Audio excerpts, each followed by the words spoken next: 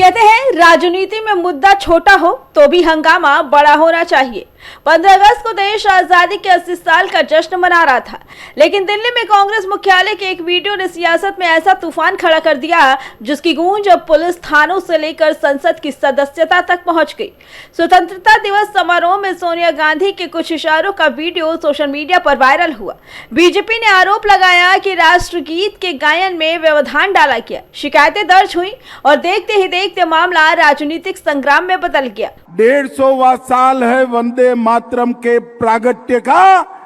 हमने लाल किले की प्राचीर से मोदी जी ने वंदे मातरम को फिर से एक नया आयुष्य देने का काम किया है। और इनकी निर्लज्जता देखिए, कांग्रेस पार्टी के मुख्यालय पर वंदे मातरम का गान हो रहा था।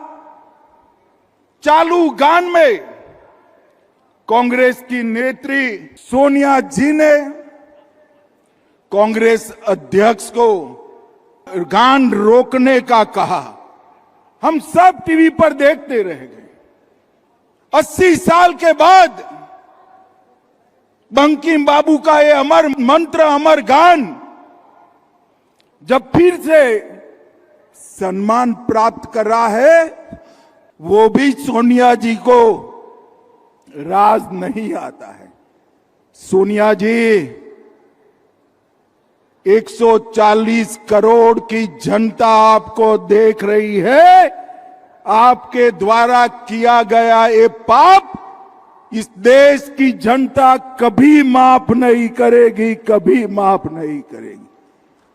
कोई स्वप्न में भी कैसे सोच सकता है कि वंदे मातरम उसका गान अधूरा छोड़ दिया जाए? कांग्रेसियों को शर्म आनी चाहिए।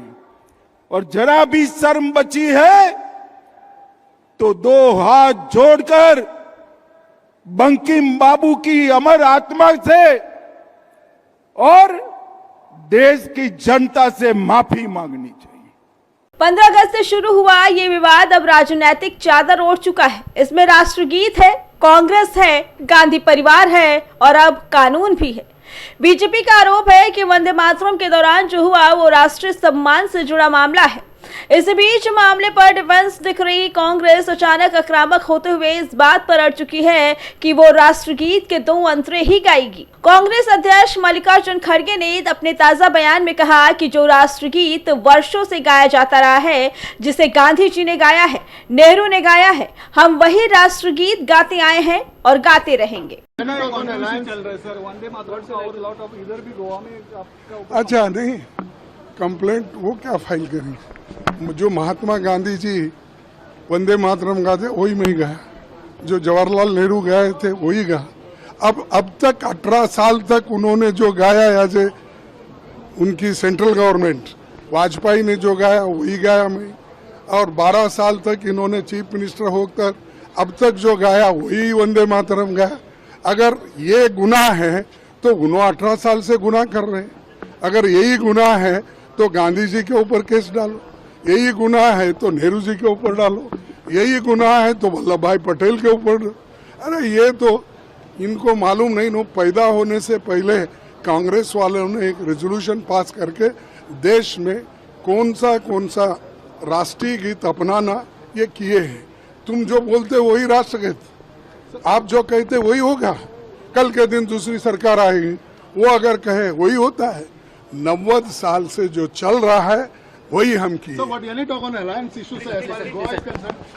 No, they will take the decision because state parties first they will take, and that will be solved at the level of high command. खड़गे का दावा है कि बीजेपी जिस पूर्ण वंदे मातरम की बात कह रही है वो राष्ट्रगीत बदलने का नहीं बल्कि उसके पूरे संस्करण को गाने की नई सरकारी नीति का मामला है। कांग्रेस का कहना है कि वो आज भी उसी परंपरा का पालन कर रही है जिसके तहत दशकों से शुरुआती 2 अंतरे गाए जाते रहे हैं। वही बीजेपी इसे राष्ट्रगीत के पूर्ण सम्मान से जोड़कर देख रही है, यानी सुई अब सीधे कानूनों के उल्लंघन पर आकर रुक गई है।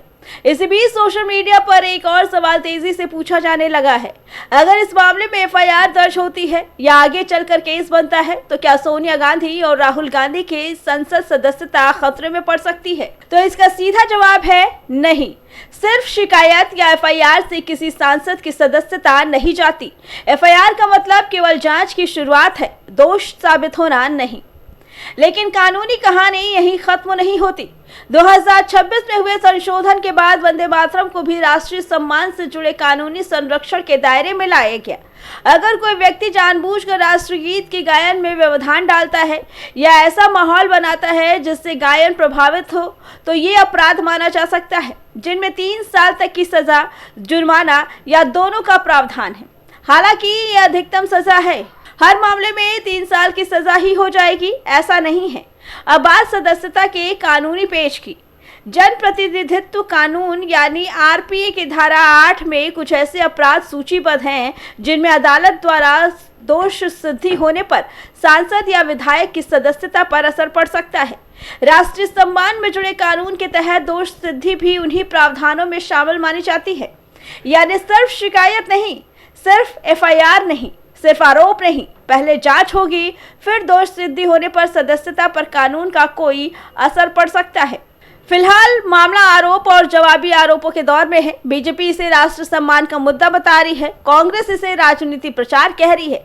लेकिन इस पूरे विवाद में एक बार फिर दिखा दिया कि भारतीय राजनीति में कभी भी कुछ सेकंड का एक वीडियो कई दिनों की सियासी लड़ाई का कारण बन जाता है। इस पूरी खबर पे आपका क्या कहना है, कमेंट करके जरूर बताइए। Bureau report, prime TV.